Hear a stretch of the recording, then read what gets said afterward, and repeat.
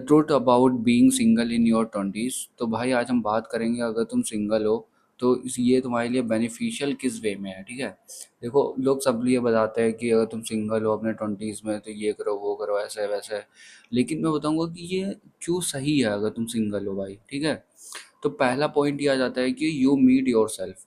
इसमें क्या होता है कि तुम अपने जो पैटर्न है तुम्हारे रहने के, वो तुम नोटिस करने लगते हो। तुम्हें पता चलता है कि तुम कब गुस्सा हो रहे हो, कब तुम खुश हो रहे हो, कब तुम इमोशनली ड्रेन हो गए हो। ये सब तुम होते हो। इससे क्या होता है कि तुम्हें सेल्फ अवेयरनेस आती है, और जब तुम्हें सेल्फ अवेयरनेस आती है तो तुम्हें पता चलता है तुम कौन कौन से कंडीशन में अनकंफर्टेबल हो, कौन कौन सी कंडीशन में तुम कंफर्टेबल हो।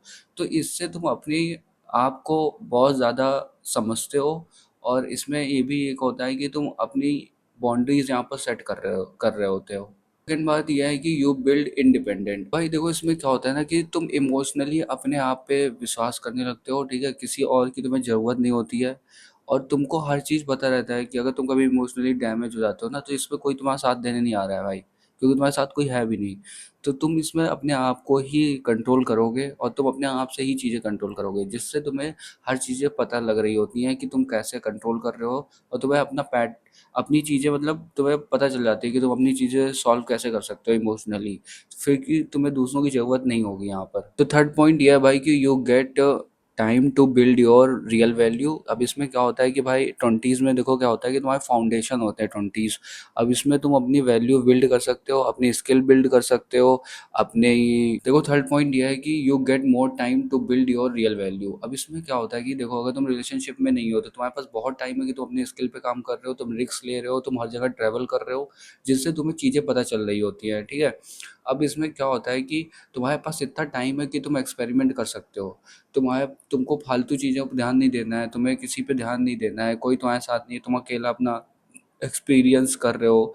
तो ये बहुत बढ़िया चीज़ है। अब यहाँ पर तुम बहुत ज़्यादा सेल्फिश हो जाते हो अपने पर्पस के लिए, जो तुमको आगे ले जाके बढ़ाएगा। ठीक है, और जो तुम्हारे थर्टीज़ में काम आएगा खासकर। फोर्थ पॉइंट ये है कि यू फील लोनली। अब इसमें क्या होता है कि तुम कभी कभी तो इमोशनली डैमेज होते ही होगे, तुम्हें लगता होगा कि तुम बहुत अकेले हो और ये सब। तो यहाँ पर ये मत सोचो कि तुम्हारे पास गर्लफ्रेंड नहीं है, इमोशनली ये हो गया वो हो गया। तो ये पॉइंट नहीं होता है। यहाँ पर तुम्हें और कनेक्ट करना है लोगों से, बाहर जाके अपने आप से और कनेक्ट करना है, और बातें करनी है अपने आप से, जिससे कि तुम और अंडरस्टैंड करो अपने आप को। ठीक है, तो तुम्हें इतना तो स्ट्रांग बनना ही पड़ेगा कि तुम अपनी चीज़ों को कंट्रोल कर सको। और फाइव पॉइंट ये बोलूँगा कि भाई प्यार तो तुम्हें मिलना ही है कभी ना कभी जाके। उसके लिए तो पहले तुम भाई प्यार देना सीखो लोगों को। ठीक है, अगर तुम लोगों को प्यार नहीं दोगे तो तुम्हें प्यार वैसे भी नहीं मिलेगा, और एक टाइम पे अगर ये जो भी तुम्हारी चल रही होगी रिलेशनशिप, वो ख़त्म ही हो जानी है। ठीक है, और लोग क्या होता है कि आजकल रिलेशनशिप में लोग दूसरों को ज़्यादा समझाने के चक्कर में अपने आप को खोते हैं। तो ये चीज़ें नहीं करनी है, अपनी वैल्यू बना के रखनी है, और प्यार वार तो होता रहता है।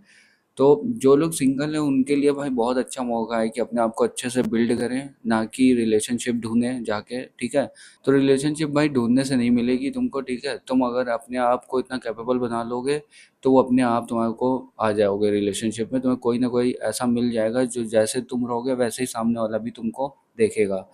तो बस